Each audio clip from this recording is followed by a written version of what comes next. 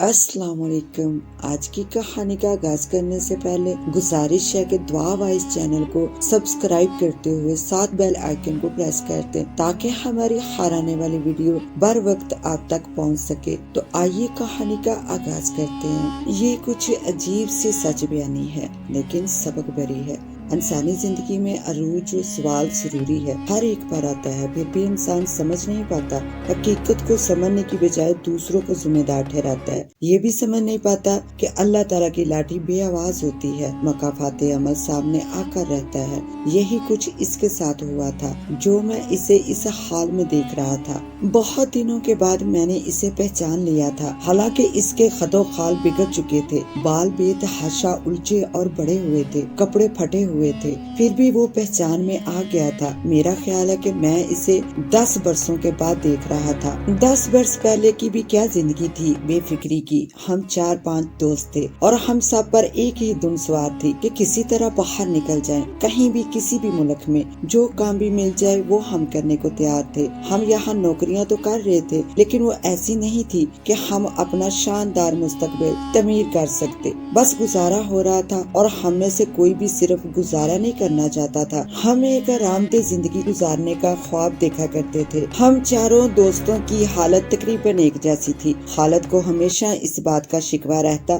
कि इसका मामू इसके लिए कुछ नहीं कर रहा। हालांकि वो कनाडा में किसी अच्छे ओहदे पर था, अगर चाहता तो खालिद को भी बुला सकता था, लेकिन इसने कभी खालिद को ऑफर ही नहीं की थी। खालिद इस बात पर अक्सर बहस करता था, यारो वो मामू सिर्फ नाम के हैं, इनको अपने बेटे की तो फिक्र है जो बिल्कुल नकारा और नखट्टू है, जिसने 2 बार फेल होकर बीए किया है। इसको बुलाने की कोशिश तो हो रही है लेकिन अपने बांजे की तरफ ध्यान नहीं जाता जो मास्टर करके जक मार रहा है। प्यारे औलाद और बांजे में यही तो फर्क हुआ करता है, असलम कहता। असलम ने ये रास्ता निकाला था कि वो बाहर की किसी लड़की से शादी कर लेगा, चाहे कैसी भी हो, फिर इसके जरिए ग्रीन कार्ड हासिल करेगा। इसके जानने वालों में से 2-3 ने इस तरकीब पर अमल किया था और आज वो बाहर बैठे आराम की जिंदगी गुजार रहे थे। असलम इसलिए बाहर के रिश्ते की तलाश में रहता था। 10 साल पहले भी इंटरनेट वगैरह शुरू हो चुका था। वो दिन भर नेट पर रिश्तों की छानबीन करता था। इसने कई जगह कोशिश भी की थी लेकिन अभी तक इसे कोई कामयाबी नहीं मिली थी। इन दोस्तों में एक फयाज भी था, वो स्टूडेंट वीजे के चक्कर में था। इसके वालिदैन ने इसे कह दिया था कि वो इसके बाहर पढ़ने के अखराजात बर्दाश्त कर लेंगे। इसके बाद से इसका काम जगह जगह एप्लीकेशन भेजना था, लेकिन मुसीबत ये थी कि इसकी अंग्रेजी बहुत कमजोर थी। वो 1-2 बार इंटरव्यू के लिए नेट पर बैठा भी था लेकिन नाकाम हो गया था। लिहाजा इसने इंग्लिश सीखने का एक अदारा ज्वाइन कर लिया था। एक हमीद था जो सिर्फ हुनरमंद था, इसकी तालीम इंटर ही थी लेकिन ऑटोमोबाइल का काम जानता था। इसके पास ये ऐसा हुनर था कि वो अपने मुल्क में भी कुछ न कुछ कर लेता, लेकिन बाहर जाने की धुन सवार हो गई थी, इसलिए कुछ और करने पर तैयार न था। एक मैं था यानी अतर नदीम, मुझे बाहर नहीं जाना था। मेरा नजरिया कुछ और था कि अगर अपने मुल्क में इज्जत की रोटी मिल रही है तो फिर बाहर जाने का कोई फायदा नहीं है। हाँ, कोई चांस लग जाए तो और बात है, वरना इस तरह अपने आप को इस मकसद के लिए खपा देना मुझे कभी पसंद नहीं आया। मैं जहाँ नौकरी कर रहा था वहाँ तनख्वाह वगैरह तो ज्यादा नहीं थी लेकिन यही बहुत था कि गुजारा हो रहा था। मेरा इरादा एमए करने का था क्योंकि मुझे शुरू से लिखने लिखाने का बहुत शौक रहा है। अभी भी मेरे मज़ामीन अखबारात में शाया होते रहते हैं। हम सब जहाँ बैठा करते थे वो एक कोयटा होटल था। इसकी चाय बहुत अच्छी होती थी। ये होटल एक मोहल्ले में था, इसके आसपास फ्लैट्स थे, दुकानें थी, हर वक्त चहल पहल रहा करती। दुकान वाले ने फुटपाथ के साथ कुर्सियां लगा रखी थी जिस पर लोगों की बैठक रात गए तक जारी रहा करती। हमारे ग्रुप के अलावा और भी कई लोग थे जो तकरीबन रोजाना ही इस होटल में आया करते थे। एक ग्रुप ऐसे लोगों का था जो शायद प्रॉपर्टी वगैरह के कामों से वाबस्ता थे। इनमें से एक खास तौर पर मेरी तवज्जो का मरकज रहता था। वो एक मोटा आदमी था, मेरे अंदाजे के मुताबिक इसकी उम्र 35 और 40 के दरमियान होगी।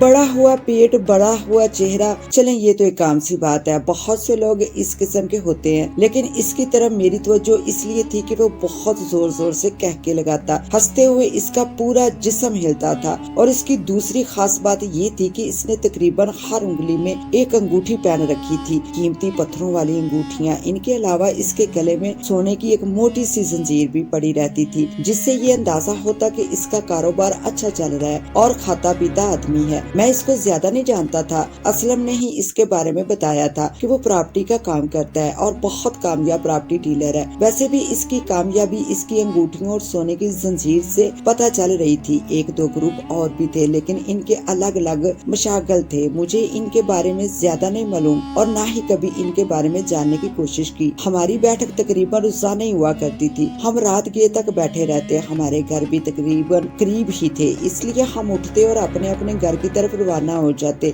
एक दिन एक अजीब बात हुई। हम बैठे थे कि एक औरत हमारे पास आकर खड़ी हो गई। वो एक बूढ़ी औरत थी, इंतहाई दुबली पतली, बेबस और खौफ के तासरात इसके चेहरे पर नुमाया नजर आते थे। बेटा एक कप चाय पिला दो, इसने हमसे सवाल किया। इसको देखकर ही अफसोस हुआ था। मैंने फौरन ही कहा, अम्मा आप सामने जाकर बैठ जाएं, मैं आपके लिए चाय भिजवाता हूँ। कुछ खाएंगी भी? नहीं बेटा, सिर्फ चाय पिला दो, इसने शाइस्ता लहजे में कहा और सामने कुछ दूर पड़ी हुई एक कुर्सी पर बैठ गई। मैंने बहरे को आवाज देकर इससे कहा कि वो इस औरत को चाय दे दे। इस वक्त ना जाने क्यों असलम बहुत गुस्से में नजर आ रहा था। हरामजादा कमीना, मेरा बस चले तो गोली मार दूं इसको। क्या हो गया भाई? खालत ने पूछा। तुम अचानक क्यों शुरू हो गए? तुम लोग जानते हो ये औरत कौन है? नहीं, हम तो नहीं जानते। ये इस प्रॉपर्टी डीलर की माँ है, असलम ने इंकशाफ किया। क्या? हम सब चौंक पड़े। इस मोटी की बात कर रही हो जिसने जंजीर और अंगूठियां पहन रखी हैं? मैंने पूछा। हाँ, मैं इसी की बात कर रहा हूँ। वो मेरे घर से कुछ फासले पर ही रहता है। मैं गली नंबर 12 में हूँ, वो गली नंबर 18 में है, इसलिए मैं इसको जानता हूँ। ये इसकी माँ है, सगी माँ। यार ये कैसे हो सकता है? वो तो खुद खाता पीता बंदा मालूम होता है। फयाज ने कहा। पैसे वाला है कम वक्त, लेकिन एक माँ की देखभाल नहीं कर सकता। मैं तो पूरी कहानी जानता हूँ। एक बार तो इसने जबरदस्ती अपनी माँ को गंजा भी कर दिया था। यार ये तो अजीब बात बताई तुमने। मैंने कहा, ऐसा बेरहम आदमी है? हाँ यार, इस बेचारी को कैद करके रखा हुआ है। दोनों मियाँ बीवी ने लगता है बेचारी किसी तरह आज घर से निकलने में कामयाब हो गई है। यार तुम मुझे इसकी पूरी कहानी सुनाओ। मैंने कहा, लानत ऐसे लोगों पर, बहुत दुख भरी कहानी है यार। असलम ने गहरी सांस ली। मैं इस तरह जानता हूँ कि ये औरत मेरी वालदा के पास आती जाती थी, बहुत नॉर्मल थी, जिस तरह आम औरतें होती हैं, हंसती खेलती हुई। इसको सिर्फ एक शौक था या ख्वाहिश थी कि बेटे की शादी हो जाए। ये सिर्फ मेरी अम्मी बताती हैं कि बेटे की शादी की ख्वाहिश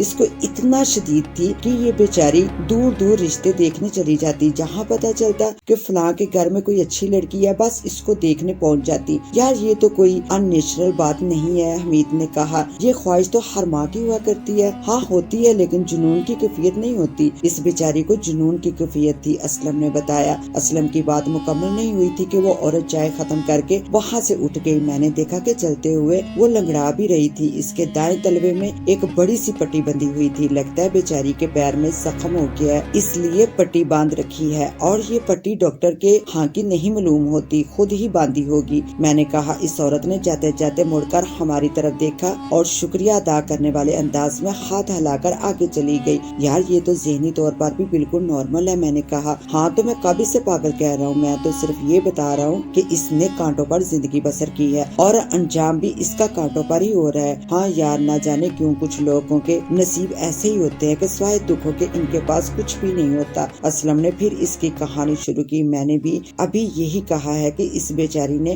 कांटों वाली जिंदगी गुजारी है, तो इसकी वजह ये है कि इसका शोहर भी ऐसे ही था, जालिम और बेरहम। ओहो, मैंने अफसोस का इजहार किया। यानी शोहर की जिंदगी में भी इसने खुशियाँ नहीं देखी? नहीं, बिल्कुल नहीं। वो एक ठेकेदार था, छोटे मोटे मकान ठेके पर लेकर बनवाया करता, एक नंबर का जालिम और बेरहम। जरा जरा सी बात पर इस बेचारी को मारना शुरू कर देता। और इस औरत के घर वाले माँ बाप भाई बहन कोई नहीं था। नहीं, कोई नहीं था, सिर्फ एक भाई था, वो भी बेचारा किसी फैक्ट्री में मामूली सा मजदूर था।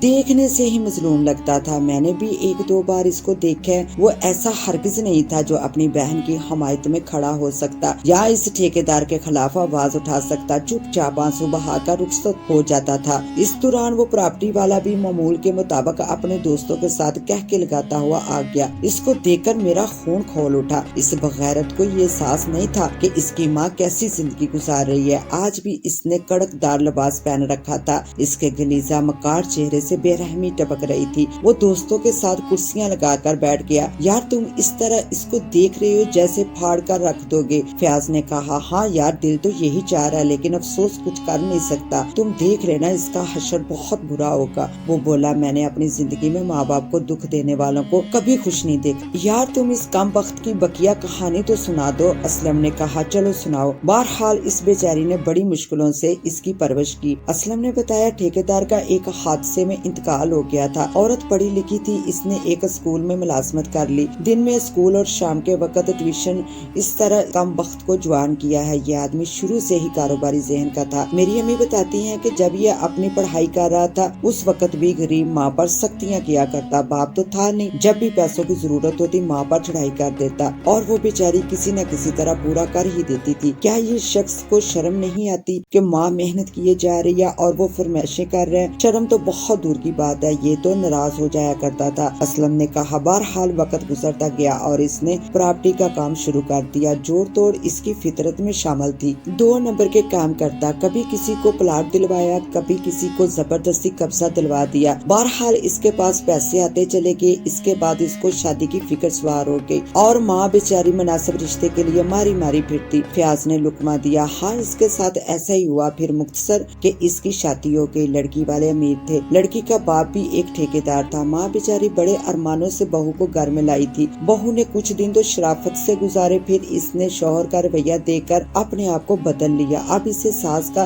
वजूद खलने लगा। इसने इस औरत पर सख्तियाँ शुरू कर दी और दुख की बात यह है कि ये बदबख्त भी अपनी बीवी का साथ देता रहा। कहानी इसके बाद की कुछ यूँ है कि माँ बेचारी नफसियाती मरीज हो गई है और ये ऐश करता फिर रहा है। ऐसे आदमी को तो गोली मार देनी चाहिए। मैंने कहा कौन मारेगा, इसका इंसाफ तो खुदा ही कर सकता है। उस दिन गुफ्तगू खत्म हो गई। हम इसके बाद भी होटल में आते रहे। वो दूसरा ग्रुप भी आता रहा। फिर मैं कुछ दिनों के लिए दूसरे शहर चला गया। वापस आया तो अम्मा एक कहानी लिए बैठी थी। उन्होंने मेरी शादी के लिए एक लड़की देख ली थी। मैंने शायद अपना बैकग्राउंड नहीं बताया। अतर नदीम नाम है मेरा। मैं मास्टर कर रहा था, लिखने पढ़ने का शौक रहा है। एक छोटे से फ्लैट में अपनी माँ के साथ रहा करता था। बस हम 2 ही थे। मैं अपने वालिदैन की इकलौती औलाद था। अब्बू का इंतकाल हो चुका था। हम 2 माँ बेटे थे और रिश्तेदार भी थे, लेकिन इनसे हमारा ज्यादा वास्ता नहीं था। अम्मा बेचारी बीमार रहा करती थी। शायद इनकी भी सबसे बड़ी आरज़ू यही थी कि मेरी शादी देख लें। मेरा मामला ये था कि मैं फिलहाल शादी करने के मूड में ना था। इसके अलावा इस प्रॉपर्टी डीलर और इस मजलूम औरत की कहानी सुनने के बाद तो शादी से ध्यान ही खत्म हो गया था। खुदा जाने आने वाली कैसी हो, अम्मा का ख्याल रखे या ना रखे। मैं इस प्रॉपर्टी डीलर की तरह तो नहीं था कि अगर बीवी ने माँ पर सख्तियाँ शुरू की तो खामोशी से देखता रहूं। मैं तो जान अजाब ही कर देता, लेकिन अम्मा तो पूरी प्लानिंग करके बैठी थी। बेटा मैंने लड़की देख लिया, बहुत अच्छी है। अम्मा होता ये है कि शादी से पहले हर औरत को अपनी होने वाली बहू अच्छी दिखाई देती है। मैंने कहा लेकिन शादी के बाद जब बहू के हुनर सामने आने लगते हैं तो पता चलता है कि कितना बड़ा नुकसान है। नहीं बेटा ऐसी बात नहीं है, वो बहुत अच्छी लड़की है, बहुत फर्माबरदार सुखड़। मैं तो इसको हर तरह देख चुकी हूँ, इंटर कर चुकी है और अब आगे बढ़ रही है। ठीक है अम्मा जो आपकी मर्जी, लेकिन मैं अंधे कुएं में छलांग नहीं लगाऊंगा। मैंने कहा मैं एक नजर खुद भी इस लड़की को देखूंगा। वैसे इसका पूरा जोग्राफिया क्या है, मेरा मतलब है इसके माँ बाप बहन भाई वगैरह सभी ही हैं। बाप का अपना कारोबार है, एक बेटा है जिसकी शादी हो चुकी है और सबसे बढ़कर ये कि लड़की बहुत अच्छी है। अगर आप मुतमिन है तो मैं क्या कर सकता हूँ, क्योंकि माँ ने सारी बात तय कर रखी थी और अब इनकी सेहत इस काबिल नहीं रही थी कि मैं इनको इंतजार करवा सकता। इसलिए मैंने हाँ कर दी और मैंने अपने तौर पर भी कोई छानबीन नहीं की। मेरा दिमाग तो शादी वाले दिन ही खराब हुआ था जब मैंने शादी की तरकीब में इस प्रॉपर्टी डीलर को देखा। मैं दुल्हा बना हुआ स्टेज पर था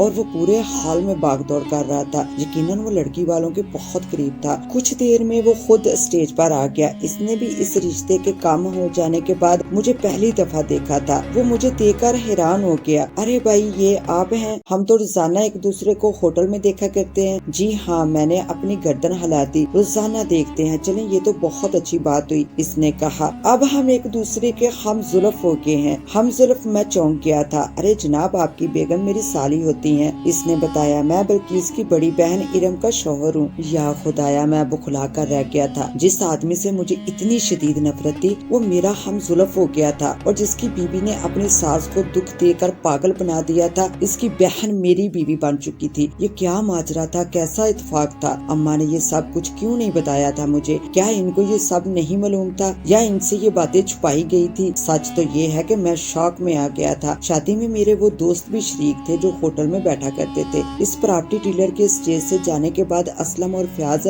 स्टेज पर باہر آ گئے۔ یار یہ بدماش یہاں کیا کر رہا ہے؟ اسلم نے پوچھا۔ یارو قسمت کی ستم ظرفی دیکھو، میں نے بتایا یہ میرا ہم زلف ہے۔ کیا؟ دونوں ہی چونک اٹھے تھے۔ یہ ظالم انسان تمہارا ہم زلف ہے؟ ہاں یار، اور میری بیوی کی بڑی بہن اس کی بیوی ہے۔ خدا خیر کرے ایسا نہ ہو کہ اس کی بہن کا بھی وہی مزاج ہو، چاہے اس کا جو بھی مزاج ہو، لیکن ایسے حالات میں عام طور پر کمزوری مرد کی ہوتی ہے، اور خدا کا شکر ہے کہ میں ایسا نہیں ہوں۔ مجھے اپنی ماں بہت عزیز ہے، اگر میں نے ذرا بھی گڑبڑ دیکھی تو ایک لمحے کی بھی دیر نہیں کروں گا، رخصت کر دوں گا اس کو۔ ماں کے مقابلے میں کسی کی کوئی اہمیت نہیں ہے، لیکن میرے ساتھ ایسی کوئی نوبت نہیں آئی۔ بلکیس واقعی بہت سلجھی ہوئی لڑکی تھی، انتہائی محبت کرنے والی، پرخلوص۔ اس نے میری ماں کا اتنا خیال رکھا کہ میں اس پر فخر کرنے لگا۔ ایک ہفتے کے اندر ہی اس کی فطرت اور اس کے سلجھے ہوئے مزاج کا اندازہ ہو گیا تھا۔ ایک دن میں نے اس سے وہ گفتگو چھیڑ دی۔ ایک بات بتاؤ، تمہاری آپا ارم کس مزاج کی عورت ہے؟ کیوں؟ میں نے کچھ کہانیاں سنی ہیں،